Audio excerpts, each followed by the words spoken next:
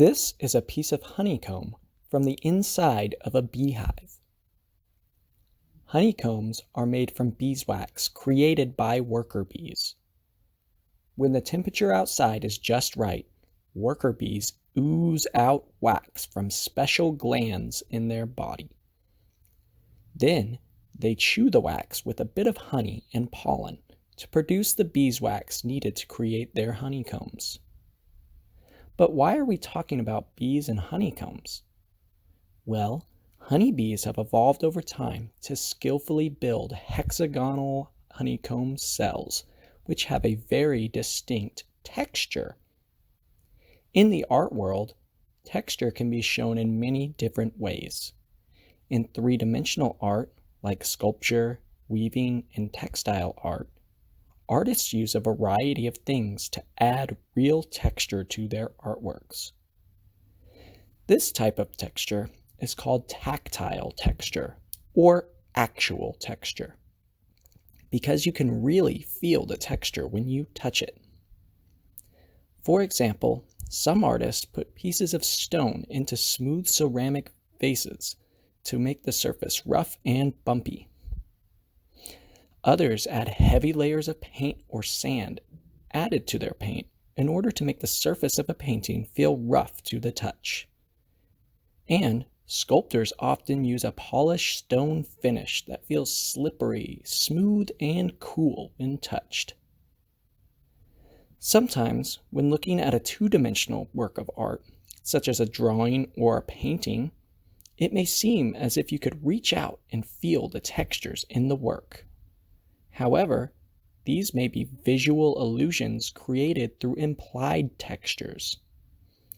Visual textures or implied textures are created by artists in order to add interest, realism, and detail to flat artwork. Texture can be used to affect mood, suggest emotions, bring attention to a piece of art, or even highlight a specific object in a piece of art to create interest. In fact, texture is so important in art that it has its very own place among the 7 essential elements of art. Texture is all around us, from a soft, fluffy cloud to the rough bark on a tree. So, always keep an eye out for new and interesting textures to use in your art.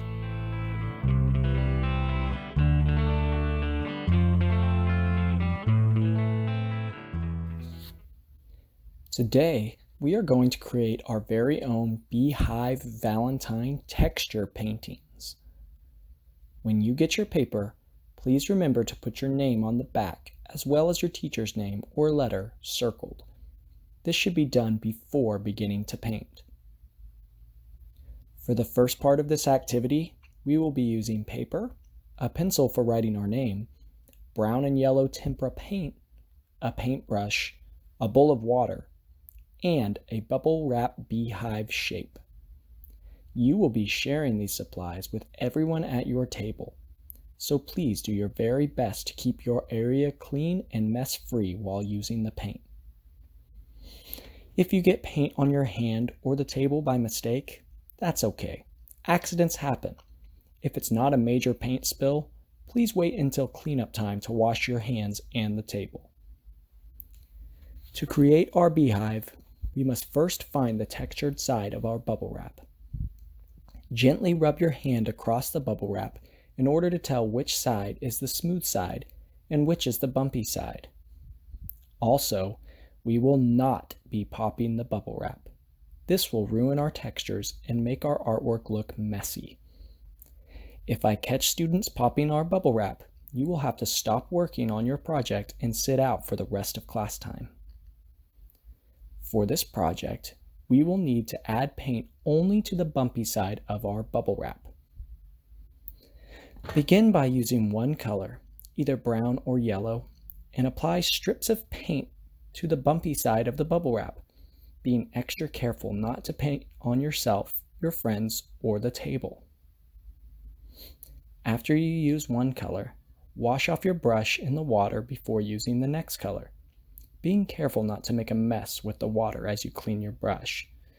You may also need to dry your brush by gently wiping it on a paper towel before using the next color of paint.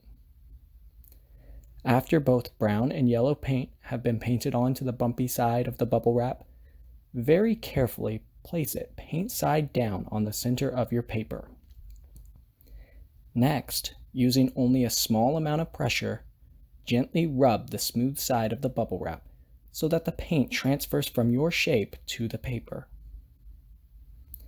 Try not to move the bubble wrap while you're doing this, or it will smear the paint and you will lose your honeycomb texture. After you have thoroughly pressed the painted side of your bubble wrap to your paper, very carefully lift the bubble wrap from one end in a smooth motion so that the paint does not smear or smudge. Then, lay the bubble wrap's smooth, non-painted side down on a paper towel so that we do not make a mess on our table. There will only be 2 bubble wrap shapes at each table, so you will have to take turns painting and printing your honeycomb textures today. Once your texture has been created on your paper, raise your hand and I will double check to make sure you are finished. If I tell you that you're finished, you may place your work on the drying rack to dry until I see you in art class again.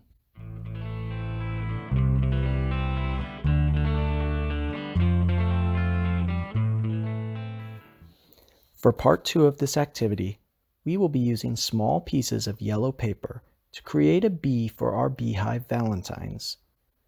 Some of these pieces of paper may have writing or shapes on the back of them, so please make sure to use the blank side for your bee. To start our bee drawing, please make sure that you use pencil first, so that way we can correct any mistakes before using marker.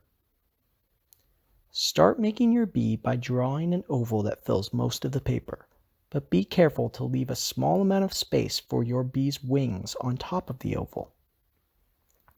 For the wings, draw 2 more small ovals that connect to the bee's back, just like this.